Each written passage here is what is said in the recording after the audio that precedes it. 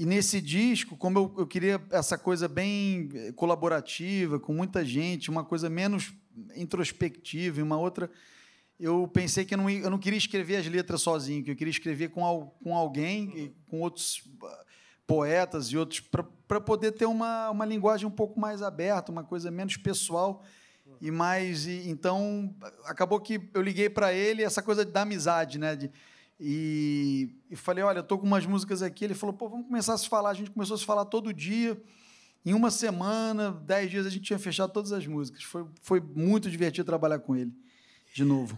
É curioso que a sua provavelmente maior influência é mesmo o Clube da Esquina, como é normal, o facto de ser também de Belo Horizonte, de Minas Gerais, mas ao mesmo porque até participou até em 2012 num disco de tributo, não é? Sim, sim. Chamava-se The Clube da Esquina Years, não é? Sim, sim.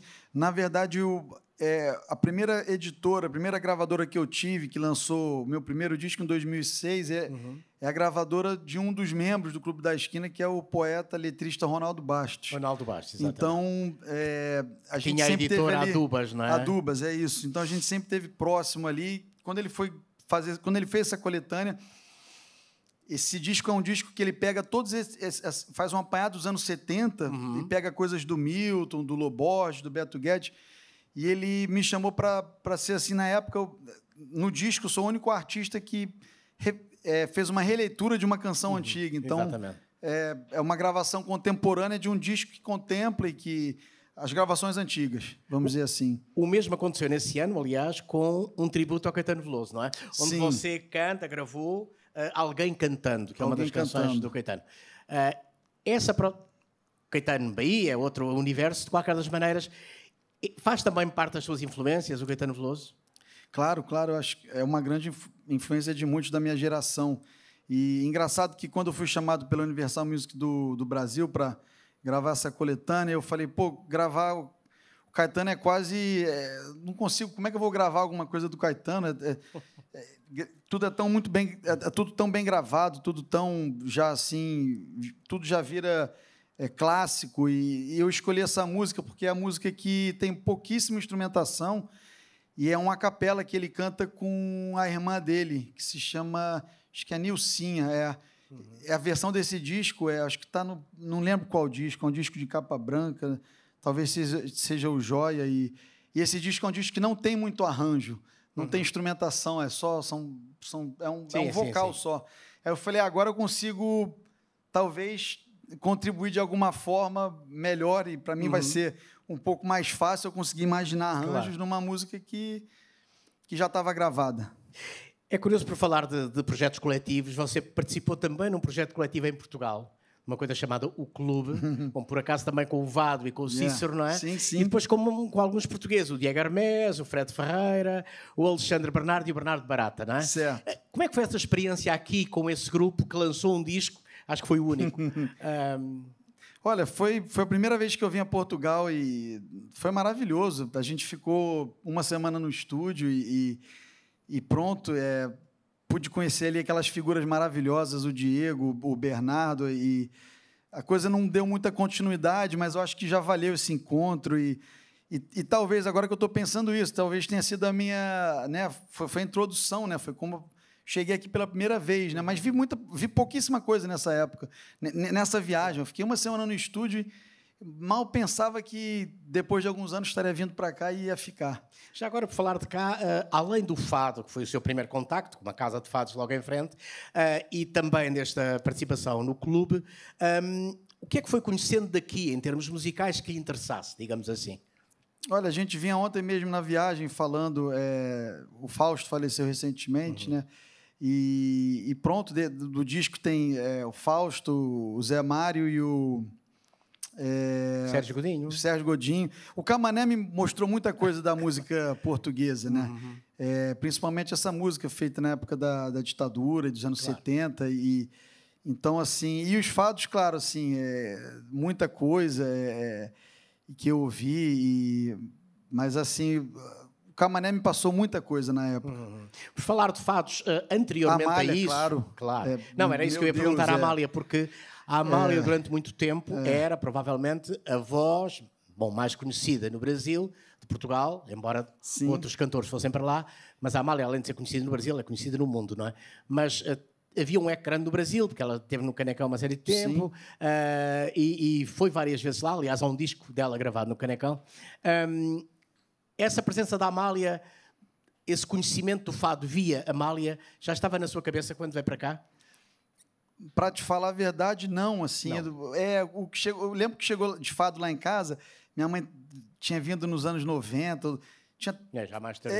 Mas eu lembro que ela levou um CD que era uma coletânea e que tinha o Rui Veloso cantando aquele tema da... quer ver? No Aeroporto de Covo, não é? Não. Porque amanhã é domingo e eu quero que o povo note a maneira como brilha. E pronto, e chegou... Carlos Paredes, eu já tinha ouvido antes de vir para cá, porque tinha saído uma coletânea de um selo de Chicago, um selo super conhecido lá de Chicago, com um disco com as coisas do Carlos Paredes também. Carlos Paredes. Uma coletânea linda, super bem. Excelente guitarrista. Mas, claro, não tem como, né? Claro. São países... Não, né? exato. Não, é um bocadinho por curiosidade, porque Claro. essa relação com o fado aqui, que é quase um encontro imediato, não é? Podia ter para trás alguma memória de uma outra conhecimento. Depois... A chegada a Londres, que é um ambiente muito diferente do ambiente aqui, como é óbvio, Lisboa é uma coisa pacata, apesar de estar cheio de turistas, mas Londres é uma metrópole, não é? Uma coisa louca. Não só o contacto com o cotidiano londrino, mas também com os vários músicos que passam por lá. Como é que foi esse seu choque inicial? Pode ser uma coisa de deslumbramento ou de algum atordoamento talvez pela excessiva confusão. Então, na verdade, quando cheguei em Londres, eu apliquei para uma pós-graduação em musicoterapia em 2 universidades. E eu estava... Porque, como foi um momento pós-Covid, eu estava um pouco desencanado com a coisa da música, estava começando a questionar esse ofício, porque ninguém tocou, ninguém não tinha dinheiro, não tinha espetáculo. Então, eu comecei a pensar, minha filha vai nascer, eu vou fazer um trabalho, né, que eu consiga, né, colocar alguma coisa de música, mas que eu também possa trabalhar mais, e não vou contar só com os cachês. Mas aí eu cheguei até o último estágio das provas e não passei. Foi uma coisa dificílima, assim. Foi assim, a experiência mais difícil musical que eu já vivi, assim, porque você está num ambiente de universidade, você tem uma banca de jurados que está pedindo para você solfejar notas e criar situações musicais, e foi mó barato. Eu não passei. E aí, logo depois, o Alabaster me chamou para fazer a turnê com ele na Europa, sendo músico de apoio. A música, apesar de ameaçada pela Covid, acabou por ser a salvação. Eu falei, tô de novo no meu ambiente. Comecei a me contagiar por aquela alegria dos palcos e os músicos da banda, os músicos de Londres. Falei, agora eu vou gravar meu disco depois disso. Mas há em Londres uma grande circulação de músicos do mundo, não é? Sim, eu acho que eu não respondi a sua pergunta. Essa experiência também foi, calculo, interessante para si, não?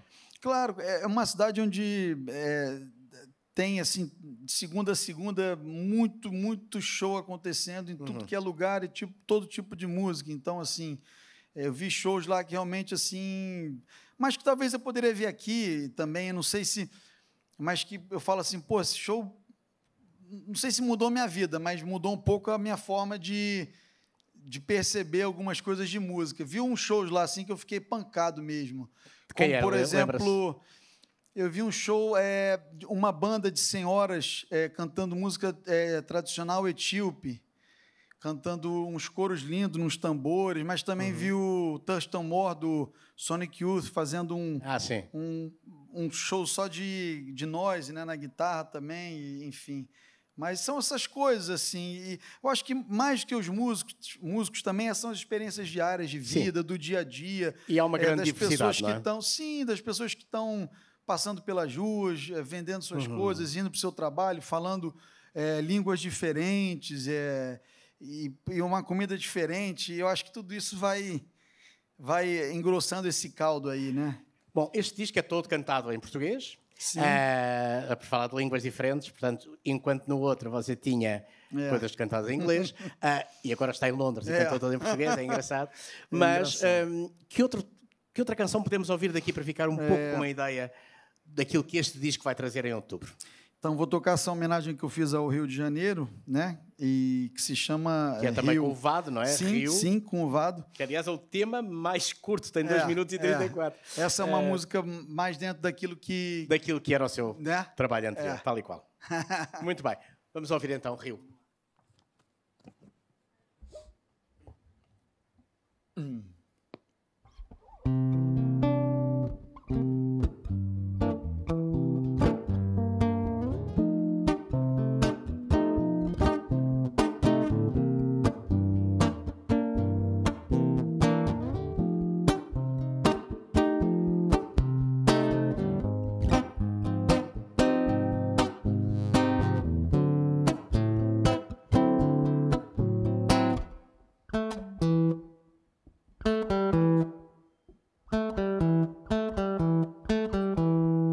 Brisa, pedra grande, roqueira, fina areia, um corte natural. Mas lá no arpoador venta frio, 2 irmãos, venta frio, 2 irmãos, venta frio. Na Vinícius acho eu vi passar Havaiana, sorriso, solalala. Mas lá no arpoador venta frio, 2 irmãos, venta frio, 2 irmãos, venta frio. Da varanda, Nana canta gal. Do vergel é raso, esconde o sal. Mas lá no arpoador venta frio, 2 irmãos, venta frio, 2 irmãos, venta frio.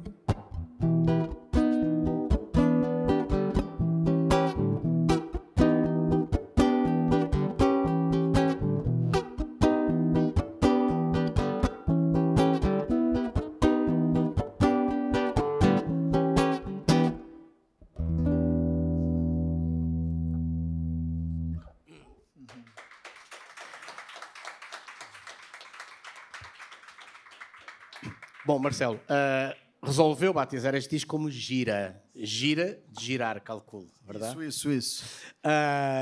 Já agora porquê? Porque podia ter escolhido um outro nome de uma outra canção, mas escolheu Gira, que é exatamente o tema que fecha o disco, é o 10º. Isso. Porquê? Boa pergunta, mas eu acho que como esse disco ele parte dessa ideia de fazer movimentar, de fazer minha pequenininha Leonora dançar, girar, eu acho que é um pouco isso, é movimento, é girar, Portanto, a ideia de movimento que acaba por, no fim de contas, batizar o disco, não é? Sim. Você vê essa música Jão, também tem essa coisa, eu falo, né? Jão, quando as coxas bater e a poeira subir, gira a roda da saia, tá aí de novo, mais uma vez, gira. Então, acho que essa palavra, ela acabou meio que permeando, ela acabou estando presente no disco ali. Okay. E é uma palavra bacana, que significa outra coisa também, né? Que é lindo também. Aqui costuma-se usar gira. Esta coisa é gira. Né? Assim, um elogio. Mas aqui é no outro sentido, girar. Não é? Quanto tempo, já agora falar em gira e movimento, quanto tempo é que o disco levou, de alguma maneira, a ser gravado? Eu não digo composto, porque calculo que algumas canções tenham nascido antes. Mas o processo de gravação, de concretização, no fim de contas, quanto tempo? 5, 6 meses. 5, 6 meses. Portanto, gradualmente, não é? Gravar uma coisa, voltar a estúdio. Isso. Sem pressão? Sem nenhuma pressão? Sem nenhuma pressão, né? Acho que esses tempos de hoje, né, os artistas né, que não são mais de nenhuma gravadora, ou não ser numa esfera mais de uma música pop, né?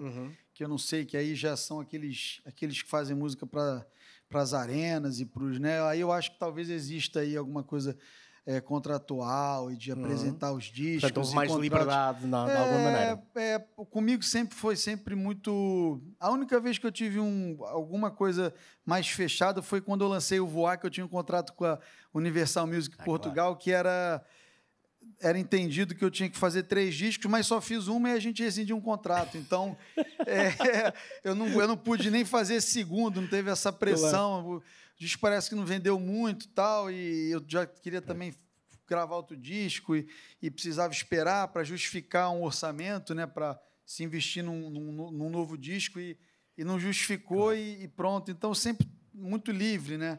Este período que caracterizou bem por essa coisa, por um lado tentar agarrar, depois desprender rapidamente, é mais favorável aos artistas hoje ou mais desfavorável, de alguma maneira? Porque antigamente as gravadoras sabiam um bocadinho quase de mães e pais dos artistas, portanto havia também muitas vendas e o disco era, sobretudo, o disco físico, não é? E hoje em dia o disco enfim, já é muito volátil, não é?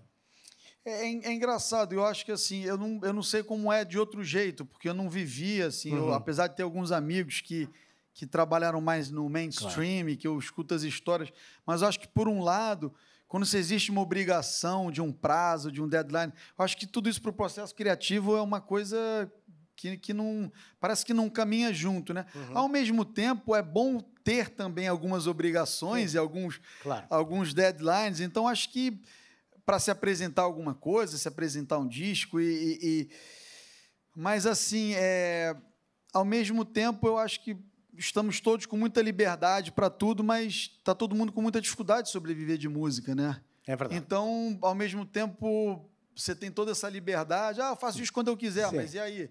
Claro. De onde é que vai vir Tem um lado bom e um lado mau, o dinheiro vem, né? Assim, não significa muita coisa também para um outro lado, né? Mas hoje em dia os artistas vivem mais de espetáculos, tanto quanto se percebe, não é? Portanto, mais do palco e menos do estúdio. Assim, se você for pegar os números, né? Até dos grandes, dos maiores aí, você pega as contas que se fazem de streaming, claro, Spotify, assim, é uma piada mesmo, né? Assim, não se ganha... É uma miséria, né? É uma miséria. Mas está todo mundo lá, eu estou lá e claro, eu vou querer porque, que um cartão não estar de visita significa não existir, não é? É o drama. E que se para contratarem meu show precisem ir no meu Spotify para escutar minha música, claro, enfim, isso aí eu já não tenho nenhuma dúvida, não tem nenhum questionamento em relação a isso. Claro. Acho que é apenas um mecanismo, uma coisa que se... Quer dizer, já tive algum. Às vezes eu penso, falo, pô, de repente... Se fizesse como é que chama? Tem um nome técnico, né? Quando você tira o catálogo do... Mas isso em algumas crises, né? Mas, no geral, eu já entendi que é importante, está acessível. Okay.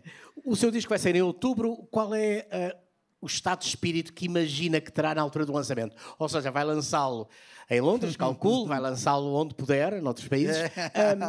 Como é que será?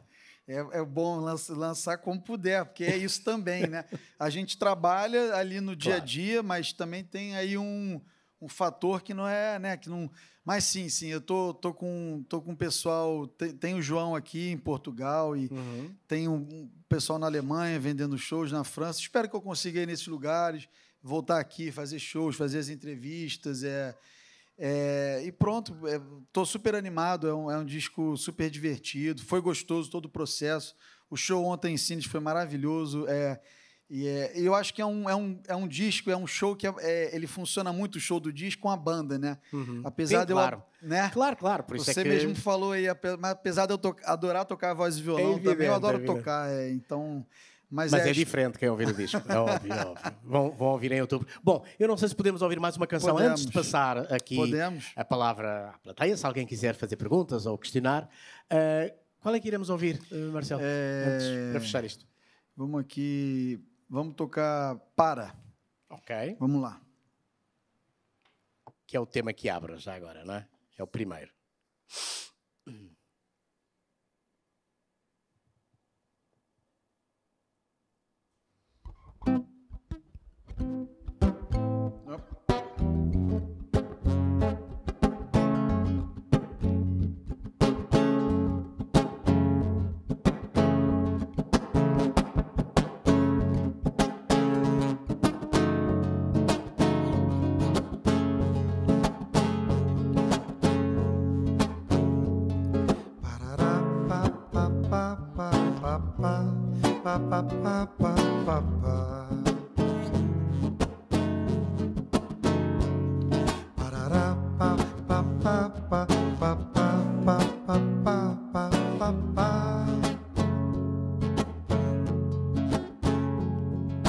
Porque para não para, estou sala na sala, então praça na praça, se sim, massa minha parará, pa pa pa pa pa para pa pa pa pa pa pa parará, pa pa pa pa pa pa pa pa pa pa pa.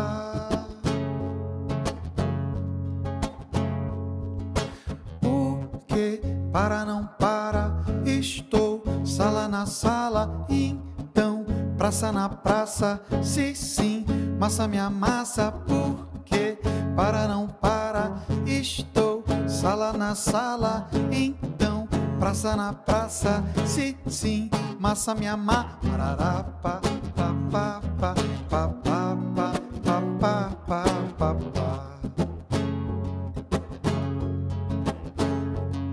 Parará, pa pa pa pa pa pa pa pa pa pa pa.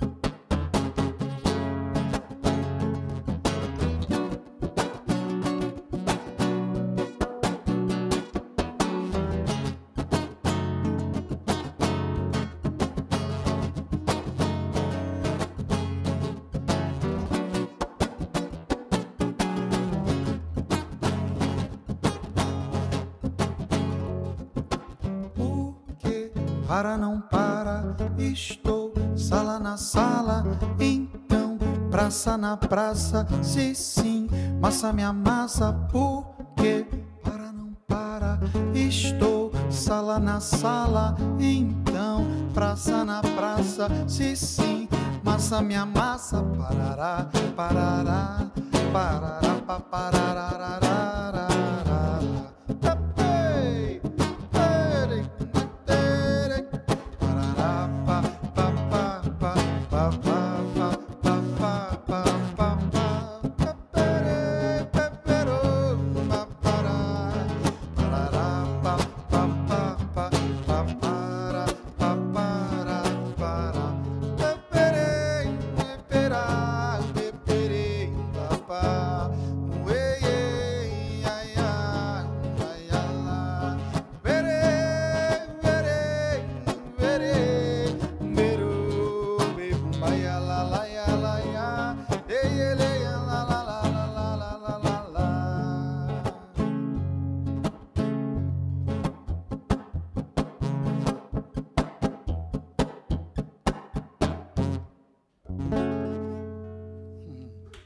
Obrigado, Marcelo. Obrigado, voltaremos em breve, hein?